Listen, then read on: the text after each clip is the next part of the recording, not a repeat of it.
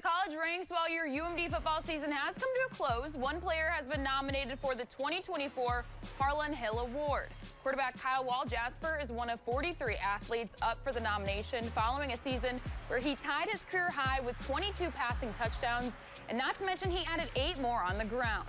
Fond du Lac native was an all-NSIC first-team selection after a season with 4 Offensive Player of the Week awards during the Bulldogs' 7-4 season.